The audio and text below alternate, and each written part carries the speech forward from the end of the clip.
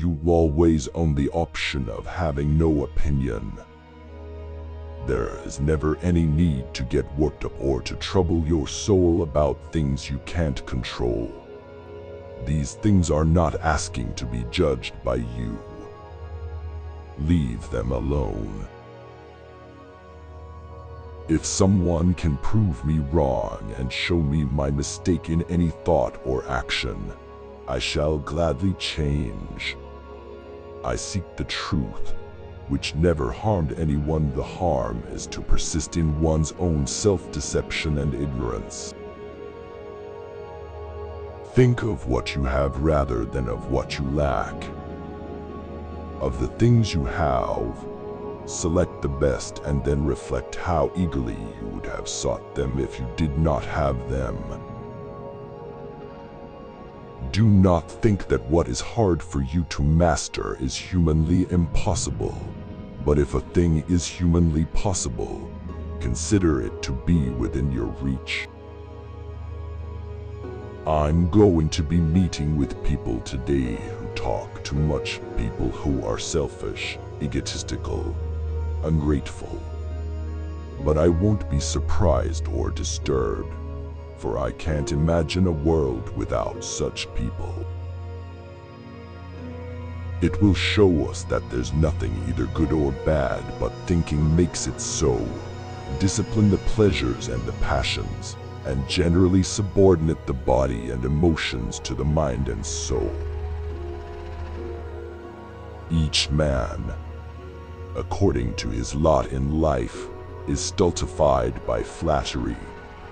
We should say to him who flatters us, "You call me a man of sense, but I understand how many of the things which I crave are useless, and how many of the things which I desire will do me harm. I have not even the knowledge which satiety teaches to animals, of what should be the measure of my food or my drink. I do not yet know how much I can hold." Life is divided into 3 periods: past, present, and future. Of these, the present is short, the future is doubtful, the past is certain. For this last is the one over which fortune has lost her power, which cannot be brought back to anyone's control. But this is what preoccupied people lose, for they have no time to look back at their past, and even if they did, it is not pleasant to recall activities they are ashamed of. Each day, acquire something which will help you to face poverty, or death, and other ills as well. After running over a lot of different thoughts, pick out one to be digested thoroughly that day. Of all men, they alone are at leisure who take time for philosophy. They alone really live, for they are not content to be good guardians of their own lifetime only. They annex every age to their own. All the years that have gone before them are an addition to their own. One of the first lessons from Stoicism, then, is to focus our attention and efforts where we have the most power and then let the universe run as it will. This will save us both a lot of energy and a lot of worry. Another. Now here are 3 stages of wisdom. The unwise person blames other people for what are, in the end, her own judgments about things. The person who is making progress does not blame others, but only herself. The wise person does not blame even herself. The fact that our qualities are relational has ethical implications. Since there is no me that is completely independent of my relationships, I live well to the extent that I do a good job at my relationships. There is no way to get everything in life. You either cultivate your own reason and give precedence to virtue above all else, or you desperately go after externals. You will either give priority to things within you, or to those outside of you.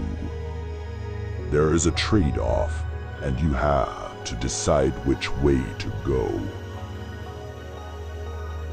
The ancient Epicureans observed that, since we are all made of particles and we observe no sentience after death, fear-based religion is unnecessary and people should focus on living well. After we die, the particles in our bodies return to nature and are recycled into other bodies. There are important ethical repercussions once we accept that we get only one life. We humans are unhappy in large part because we are insatiable. After working hard to get what we want, we routinely lose interest in the object of our desire. Rather than feeling satisfied, we feel a bit bored, and in response to this boredom, we go on to form new, even grander desires. Rather, Stoic tranquility was a psychological state marked by the absence of negative emotions, such as grief, anger, and anxiety, and the presence of positive emotions such as joy. One key to happiness, then, is to forestall the adaptation process. We need to take steps to prevent ourselves from taking for granted. Once we get them, the things we worked so hard to get. Seneca's comment to Lucilius that the man who adapts himself to his slender means and makes himself wealthy on a little sum is the truly rich man. Stoicism, understood properly, is a cure for a disease. The disease in question is the anxiety, grief, fear, and various other negative emotions that plague humans and prevent them from experiencing a joyful existence. Men judge generally more by the eye than by the hand, for everyone can see and few can feel. Everyone sees what you appear to be, few really know what you are. People should either be caressed or crushed. If you do them minor damage, they will get their revenge. But if you cripple them, there is nothing they can do. If you need to injure someone, do it in such a way that you do not have to fear their vengeance. There are three kinds of brains. The one understands things unassisted. The other understands things when shown by others. The third understands neither alone nor with the explanations of others. Women are the most charitable creatures and the most troublesome. He who shuns women passes up the trouble, but also the benefits. He who puts up with them gains the benefits, but also the trouble.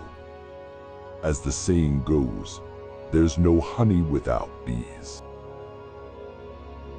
Because there are three classes of intellects, one which comprehends by itself, another which appreciates what others comprehend, and a third which neither comprehends by itself nor by the showing of others. The first is the most excellent, the second is good, the third is useless.